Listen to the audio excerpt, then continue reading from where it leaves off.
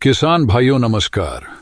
एक बार फिर से मैं आपका स्वागत करता हूं आपके अपने चैनल भारत का किसान में, और मैं हूं आपको दोस्त सुनील सुथार। दोस्तों, आज की वीडियो में हम बात करने वाले हैं, यदि आपकी गेहूं की फसल 90 से 100 दिन की हो गई है, मतलब यदि आपकी गेहूं की फसल फ्लावरिंग या मिल्किंग स्टेज पे है, तो इस समय हमको कौन कौन से खाद डालने हैं, वो कौन कौन सी बातों को ध्यान में रखना है जिससे हमारा जो गेहूं का उत्पादन है वो बढ़ सके। ये सारी जानकारी आज की वीडियो में हम डिटेल में जानेंगे। लेकिन दोस्तों, इससे पहले एक छोटी सी रिक्वेस्ट है। जो किसान भाई इस चैनल पे पहली बार आए हैं और अभी तक चैनल को सब्सक्राइब नहीं किया है, तो नीचे आपको दिख रहा होगा लाल अक्षरों में सब्सक्राइब, उस पर क्लिक कर दीजिए। साइड में आपको बेल आइकन यानी घंटा भी दिख रहा होगा, उसको भी प्रेस कर दे ताकि गेहूं से रिलेटेड ऐसे ही जानकारी आपको समय समय पर मिल सके। तो चलिए दोस्तों, बिना समय के गंवाए वीडियो स्टार्ट करते हैं। यदि दोस्तों आपकी गेहूं की फसल 90 से 100 दिन की हो गई है, मतलब फ्लावरिंग और मिल्किंग स्टेज पे आपकी गेहूं की फसल है, तो आपको बहुत कुछ ध्यान रखना है, बहुत सारी सावधानियां रखनी है। वो खाद और उर्वरक डालते समय भी आपको ध्यान रखना है कि जो खाद उर्वरक डाल रहे हैं क्या वो सही है, और इस समय कौन कौन से खाद उर्वरक डाले जाते हैं वह भी आपको मालूम होना चाहिए। कि स्टार्टिंग में गेहूं की फसल में CRI स्टेज सबसे ज्यादा इंपॉर्टेंट होती है। उसी प्रकार 90 से 100 दिन के अंदर फ्लावरिंग और मिल्किंग स्टेज हमारी गेहूं की फसल में काफी ज्यादा इंपॉर्टेंट होती है। तो इस समय सबसे ज्यादा इंपॉर्टेंट चीज तो यह है कि हमारे खेत में नमी होना चाहिए। अब नमी इसलिए होना चाहिए क्योंकि तो फ्लावरिंग और मिल्किंग स्टेज में पौधे को पानी की सबसे ज्यादा आवश्यकता होती है। तो आपको ध्यान ये रखना है कि इस समय हमारे खेत में नमी लगातार होना। और यदि दोस्तों लगातार आपकी खेत में नमी है, और भी बहुत सारे फायदे, जैसे हमारी गेहूं की फसल में पाले से जो नुकसान होता है वो हमारी फसल में नहीं हो। अब बात कर लेते हैं खाद और उर्वरक फ्लावरिंग और मिल्किंग स्टेज पे।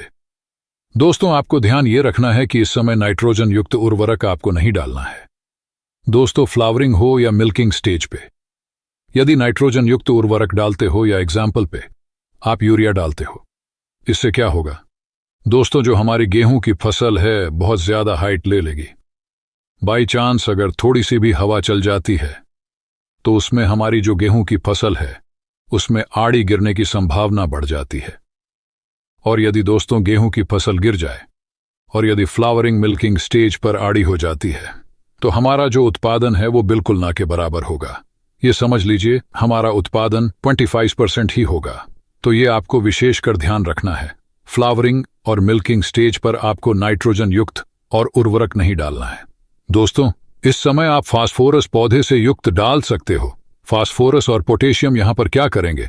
फास्फोरस हमारे गेहूं के दोनों का आकार बढ़ाएगा और गेहूं के दानों को ठोस बनाएगा, गेहूं के पौधे को स्ट्रांग बनाएगा। पोटेशियम सिर्फ यहां पे हमारे गेहूं के दाने में चमक बढ़ाएगा।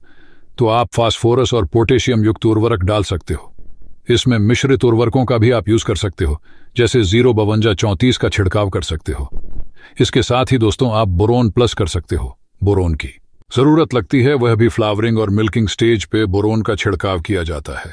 लेकिन दोस्तों ध्यान ये आपको रखना है, यदि आप बोरोन डाल रहे हो तो इसकी मात्रा जो है 50 ग्राम प्रति एकड़ ही डालें, इससे ज्यादा ना डालें। यदि आप 50-60 ग्राम से ज्यादा डालते हो तो इसका इफेक्ट ये हो सकता है हमारी फसल की जो पत्तियां हैं वो आपकी जल सकती है।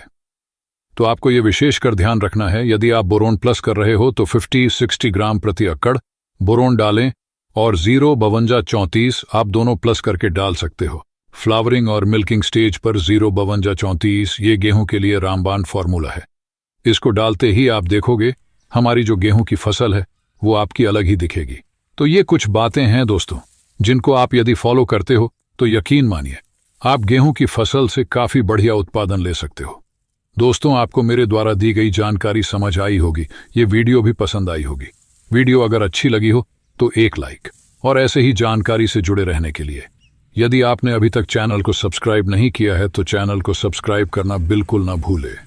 साथ ही बेल आइकन को प्रेस कर लें ताकि कृषि से जुड़ी सारी जानकारी आपको समय समय पर मिलती रहे हैं। धन्यवाद।